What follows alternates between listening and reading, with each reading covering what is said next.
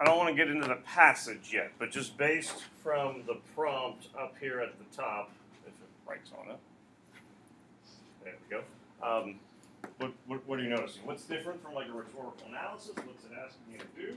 Are there any parts where you go, I don't know what it really wants me to do? What are we seeing here? What are you not supposed to do? Let's start with that one. So if you're not looking for, and like if you were to do a rhetorical analysis for this, you could say there's illusion, you could say there's parallelism, you're looking at both Huxley and Orwell. You're not looking at any of that. So your concern isn't how the passage is written, but the concern basically boils down to whether or not you agree or disagree with it. So this is, and obviously we have these verbs down here at the bottom. Write a carefully argued essay, agrees, disagrees with. Notice it does say postman's assertion. So you have to take a look at the passage and figure out what the author, Neil Postman, is thinking so far as Orwell versus Huxley. Overall, what is Postman's argument? So you do have to read this passage and try to figure out what the argument is. They were worried about the same thing, but they had opposing points about what was causing. What the kind of fear? In short, what does Orwell fear? Control. Yeah. Kind of. He fears someone's gonna take over and make us hate everything. So the external force, the totalitarian, Jesse Townover taking over the world and spreading socialism and communism and all that kind of stuff. What's Huxley? We'll destroy ourselves. So you got Orwell, external, you have Huxley, essentially some kind of internal thing. Which one does Postman find to be more relevant? He's going with Huxley. So you have to decide, all right, do I agree, do I disagree with Postman that Huxley's vision is the more concerning one that is going to happen? What you don't have to do is spend any time here analyzing the passage. The whole purpose of the passage is essentially to let you know what Postman's overall assertion is. You need the passage so you can figure out what his argument is. Anyone have a concern about the books that are mentioned? Yeah. Well, I feel like if you hadn't read these books in high school, not that you're using like specific details because he gives you all the opinions, but like it might be hard had you never read the books, kind of talk about it. And in 1997, who had not read the books? This guy. And I don't remember a whole lot from that day other than it was miserable. And I was in a little room in the library. But chances are I probably went, ooh, I haven't read this. This is a problem. In truth, it's not really a problem because from the prompt, where do I need to get my evidence from? I don't have to get my evidence from 1984, which I don't know if anyone in this room has read. Just about, if not everyone in this room has read Brave New World. But where do I have to pull my evidence from? Not from Postman. I need Postman to figure out what his argument is, but according to the prompt, where do I have to get my evidence from? Using your own critical understanding of contemporary society. So now, obviously, contemporary society in 1997 is different from what it would be in 2018, but if we were to reboot the prompt, we'd be writing about 2016, 2017, 2018. So the passage down here, and even the reference to the books with Brave New World in 1984, that's kind of just something to get the juices flowing so you can think about it. And I think if you've read Brave New World, you understand, obviously, what's meant by feelings and all that kind of stuff. If you haven't read it, you can still get the overall idea that, okay, Huxley's worried that we're going to destroy ourselves pretty much as Katie has mentioned. If my support is coming from 1980, if I've read both books, let's do the flip of your concern. If I have read both books, in some ways I could kind of be at a disadvantage because what might I start using as my support? I could start going with the books, at which point I am not using contemporary society as evidence. And so that could be problematic. Do you have a question you read just mentioned about using evidence from the book? Yeah, what is it? So, it's just basing this all on just you, what you know about, I don't even know that contemporary society, what is it trying to say? Well, society is like the worst term to ever use because it is so vague. but basically like, today's world. And we'll So- kind of get into what you can pull from. But Understanding today's world as evidence, and agree or disagree. So it's saying that it either is leaning towards what Postman is saying, or it's leaning towards, like the world where we don't even care that we're being oppressed. No, he's saying we are in the world where we don't care of being oppressed. So and I'm not trying to like restate the prompt necessarily here, but what the argument would be, or what I shouldn't say the argument, what the question is, understanding that Postman feels that we are more likely to destroy ourselves than some external force doing it. Based on your understanding of 2017, 2018, the world around you, do you think he's right? Do you agree with Postman that we're more likely to destroy ourselves or cause pain to ourselves? Or do you disagree and think that, no, it's going to be an external force? North Korea is going to cause more harm to us within the next 10 years than we are going to cause to ourselves. You would disagree. If you think there's a better chance that, you know what, we're going to destroy the world, whether it be climate, stuff that we're doing, whether you think, and he mentions within the passage down here, I think it's towards the bottom of the first column,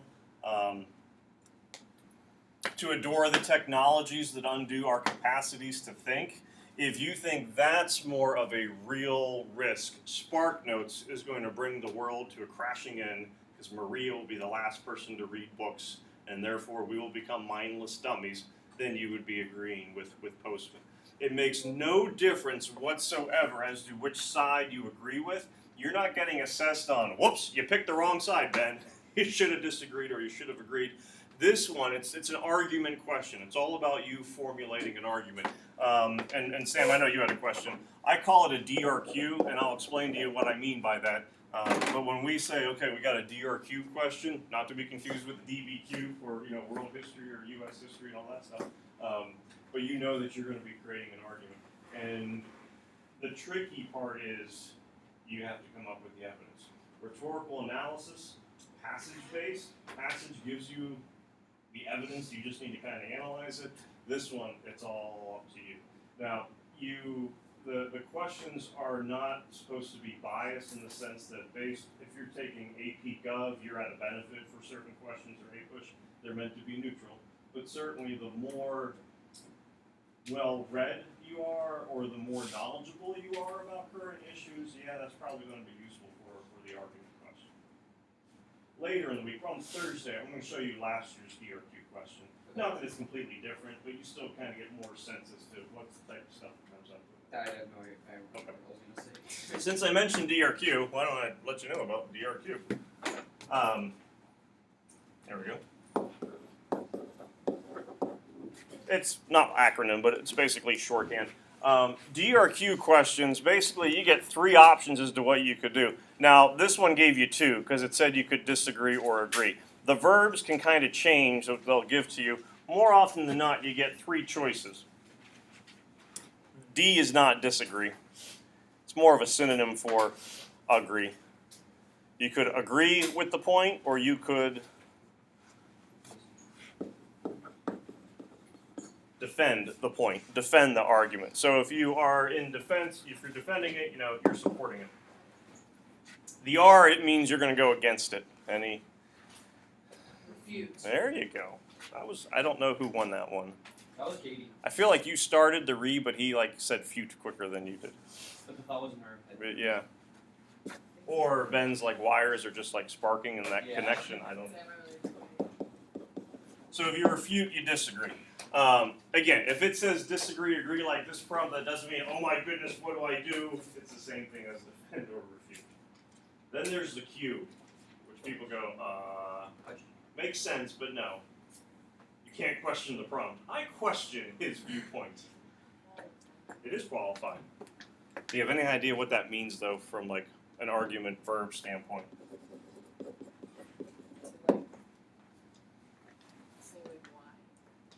Sort of. Evidence. Well, no matter what you do, you're going to need evidence. You're going to need evidence as to why you defend, why you refute, to qualify. And it's something that, as I would probably not do right away for a DRQ because it's easy to kind of mess up in some ways. So I would go with the strict, I'm going to defend or refute early. And then as you get more comfortable with it, maybe a qualify would take place. Qualify means essentially that you recognize merits to both sides. But one is still better. So here's how people mess it up. Orwell's point's pretty valid. There are some external forces that could cause big problems. Asteroids will crush the Earth. But Huxley's point's well taken too.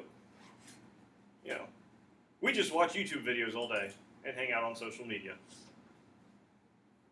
Intellect is dead. So, both are good options, and then you have the worst ending to any kind of essay that could ever take place. So you can see. In conclusion. It's up for you to decide. At which point, what have you completely removed from yourself? The burden of making a decision. So if you qualify, you recognize there are merits. Have you purchased the homecoming dress, Yes. the light blue one? No, that was Oh, that was yours. Yours is light blue. But mine's what's yours? silver. Silver. Did you know right away that that was the dress, or was there decisions that had to be made? Decisions. What was the other one? It was baby blue. It Did you was already all have silver. You qualified. As you were purchasing, you were qualifying, because here's the silver one. Yeah, basically there's pros and cons. I like this one. It's not that I dislike this one. I still like this one. Ultimately, this one, silver, ended up being better. So that's how a qualification would work, where you recognize there are both sides have valid points. It's not that one side is so far out there that there isn't any reason why anyone would go along with it. But when it all comes down to it, one option is still better than the other. In some ways, I think qualify might be more natural, dependent upon the issue. I mean, if there is something that people have really fervent, beliefs about, you wouldn't qualify. I do think a lot of people naturally would qualify, and when you do the AP exam, maybe you will. But my concern in September and October is that you mess it up by kind of playing too much of the middle road. It doesn't matter which side you believe, they're both good. Early on, I think you're better off doing a defend or refute. But whether the question is like this one, it says agree or disagree, support, defend, argue against, whatever, you always have those three options. There's two prompts over the last 20 years that come to mind that did not give you options, but it did not say you had to defend, nor would it ever say you had to refute. What were the two words that you said about qualifying dresses? You said pros and cons. There have been a couple prompts over the years that will go, evaluate the pros and cons and then decide. So it was kind of making you qualify, where you had to acknowledge, okay, here's the merits, here's the problems, this is the side that ultimately I would pick. But you are never being told, defend this, argue against this. Cade's not going to get a 4 because the reader disagrees with him, nor is Emily automatically going to get an 8 because the reader agrees with her. It's all about how you go about supporting the argument. General questions. So, like, in your big course syllabus, not that you don't have to all turn to it or anything like that, but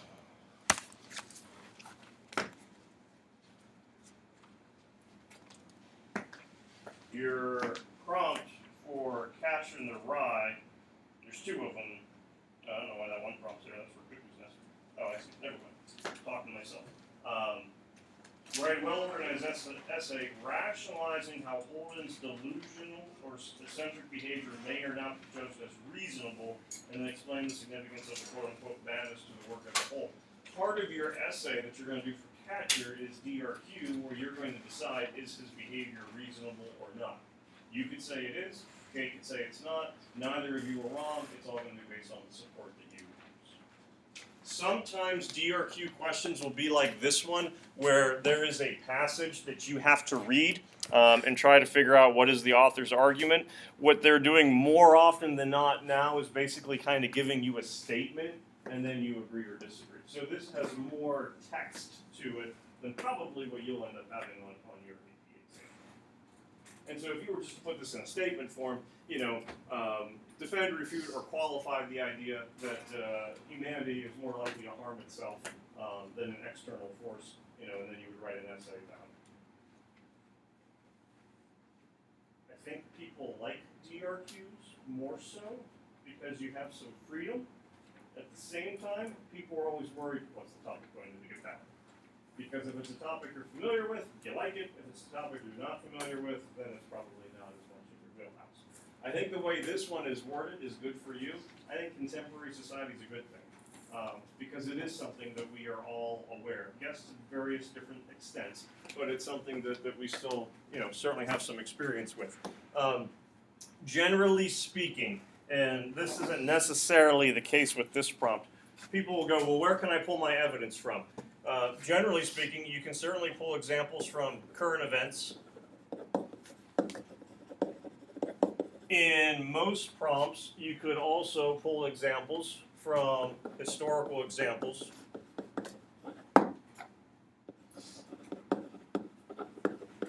You could use personal examples.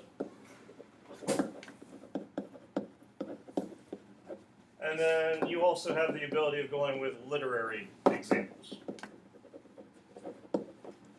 Now, for this specific prompt, obviously current events would be more likely where you would go, but there could still be some personal examples that you would look at. And if you have modern literary references that you want to pull from, that would be fine. More often than not, you kind of pull from those to see which is better. If you do a personal example, what word might you use?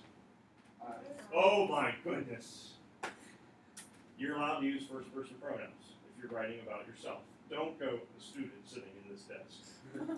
Or, don't make up, rather than Sam, Ham, and then go through, kind of like this made up names and all that kind of stuff. You can go, when I was in 5th grade, what I would stay away from would be using first person pronouns when they're not needed. There's no need to go, I agree with Neil Postman. You could go, Postman's assertion proves correct. So I would stay away from using them in just general, generic kinds of things. But if you are writing about yourself, you can go me, my, all that kind of stuff. That would be fine. There's nothing wrong with personal examples. Sometimes I think people are worried they're not relevant enough. If it is the best example for the argument that you're trying to put together, personal example could work. If you had to write an essay about, explain how overcoming adversity is better than just dealing with defeat, I wouldn't necessarily talk about being cut from 6th grade soccer as, the premier example of adversity. Kate thinks it might be, but, big scheme of things, it probably wasn't. So you do kind of have to pick and choose the code. Stan, Jeff, something. No. Okay. So you can use first person pronouns if you're writing about yourself. I would stay away, no matter what, at all costs from second person pronouns or second person pronouns. You and your. I would do my absolute best to stay away from those. Again, if you're doing this in a TWA setting, it's a draft. Those might kind of slip in, but you're not doing an instruction manual.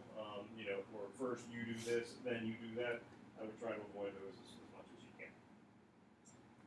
Going back to the prompt now. So using contemporary society as evidence, do you agree or disagree with Postman that we're more likely to harm ourselves than outside forces? What do you think? We're brainstorming. I think it is a mixture of both. You're qualifying. Okay. Why would you agree? I think we do have destructive tendencies inside of us that we're feeding into. What's my statement going to be to that? Postman. If you were to write, I agree with Postman because we have destructive tendencies. What am I going to write in the margin? Examples. What are examples? DRQs, what wins on a DRQ? Evidence, evidence, evidence. The more specific, the better. And it's easier said than done because, the idea with this would be in 40 minutes, you're reading it, you're coming up with an argument, and now you have specific examples to kind of back it up. That's not easy to do. So, literally, what would be destructive tendencies that we have? We'd lose self-control. I don't know, you might waste 3 hours on your phone and not even care. Okay, your specific example is phones. Okay, I have another one. we'll see. We'll give the other people options. What could be more destructive tendencies that we have, or ways that we could harm ourselves? Or why would you disagree and go, no, this external force, that's the one that's going to get us? I guess the one that is disagree, this kind of ties into phones, is that we currently have a president that is always talking about fake news and he's trying to like tear down the truth. Wasn't it? I don't think that's it. So fake news, political turmoil. You could go Donald Trump on an essay. Don't be afraid of politically alienating your reader. I wouldn't be. I can believe that. What cannot happen is you can't go, what if a Republican is reading this who is in favor of him, you know? Yeah. Or what if, don't play that game. You have to understand that your reader is going to be objective enough that are you supporting the evidence? Now, if you're simply going, you know, we're more likely to fall apart because of Trump and his policies, and you leave it at that without going into any detail, they might go, well, your argument's pretty hollow because you're not getting into specifics. But you don't have to worry about political bias, gender bias, stereotypes, any of that kind of stuff that the reader's going to hold against you. Okay, that's good. Oh no, I was Or gonna cough drops say- gonna get us? No, well I was gonna say Generic cough drops.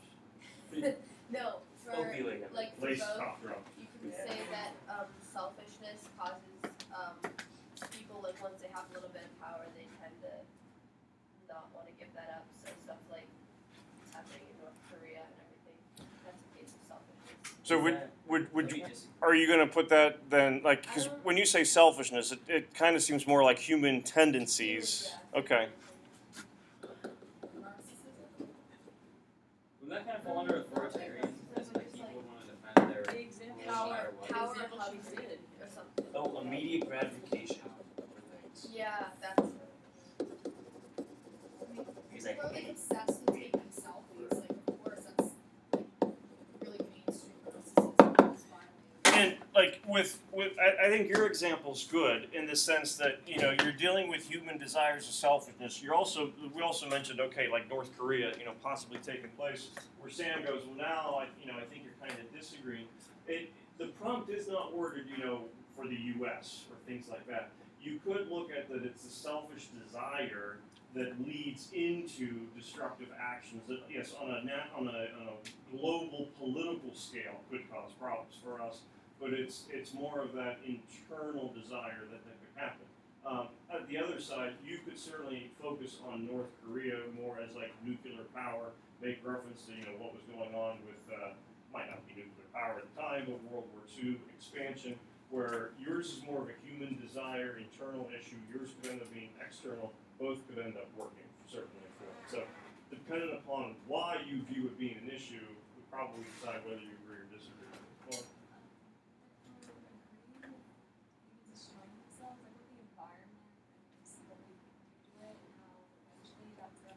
Mhm.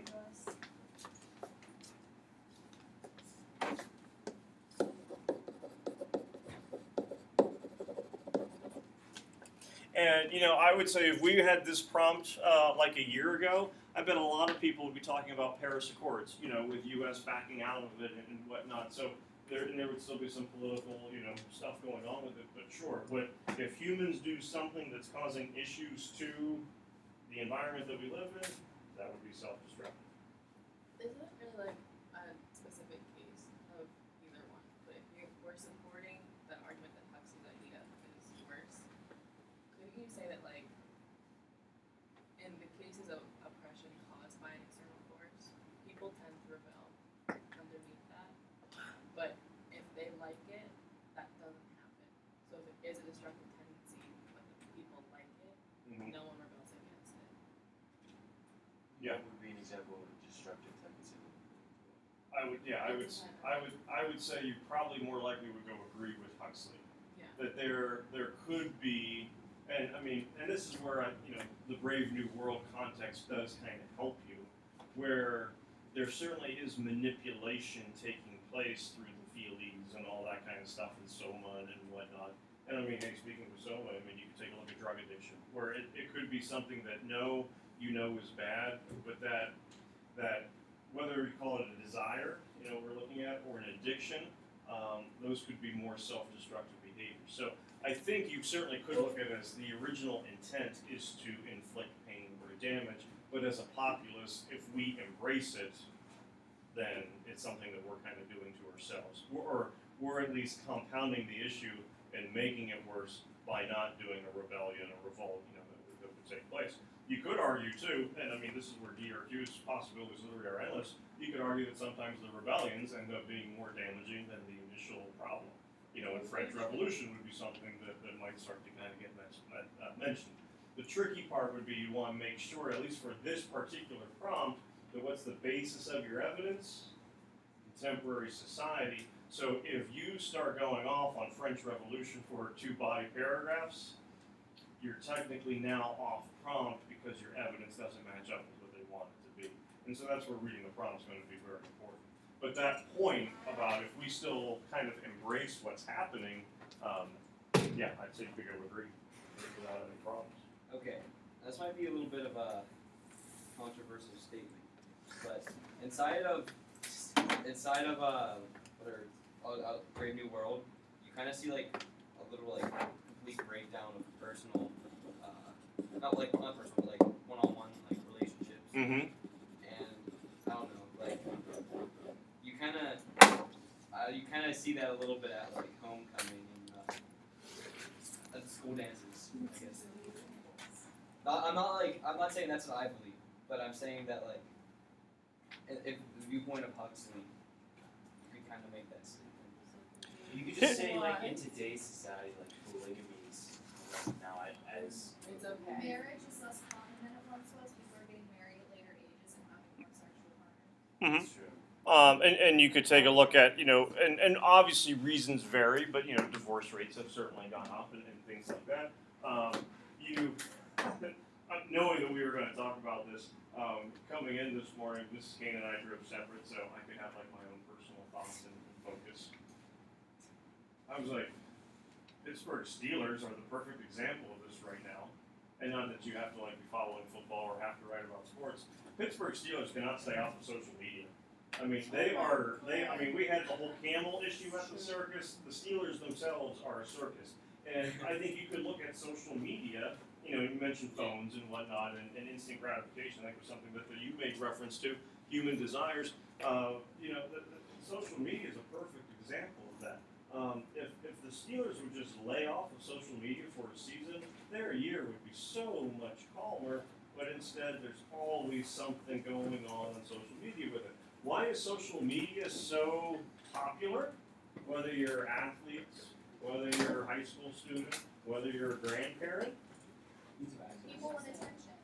it plays into primal needs that people have. That could be attention, that could be revenge, could be spite, could be things like that.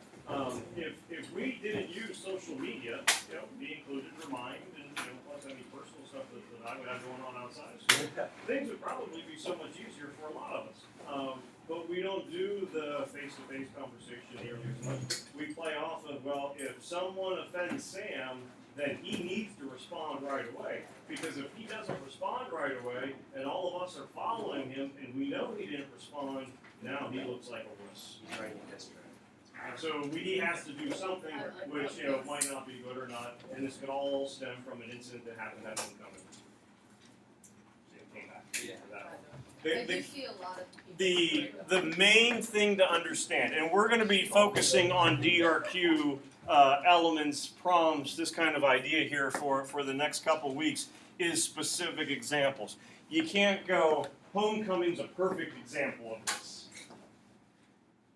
and then just leave it at that. You do have to go into specifics. Now, at the same time, you don't want to be spreading dirt on half of the student population and all those things. So certainly you can go in a hypothetical situation. That's probably better than going in my personal experience, because you might not necessarily want to relate that to your reader, this person here. But if you certainly, and I think Lauren's example would be a great one, climate change, or what we're doing to the environment, people would understand what you mean, but we would want to go into more specific details with it. Not that there's anything wrong with what you said, but you know, dependency on traditional cars with emissions, refusal to adhere to things like the Paris Accords and whatnot. What separates a 7, an 8, a 9 from a 5 or a 6 is that 7, 8, or 9 is going to have much more specific evidence than someone who's coming up with ideas but can't really formulate how to put that into a way that the reader can absolutely relate to. So you can't assume that the reader understands what your viewpoint is just by throwing out homecoming, phones, social media.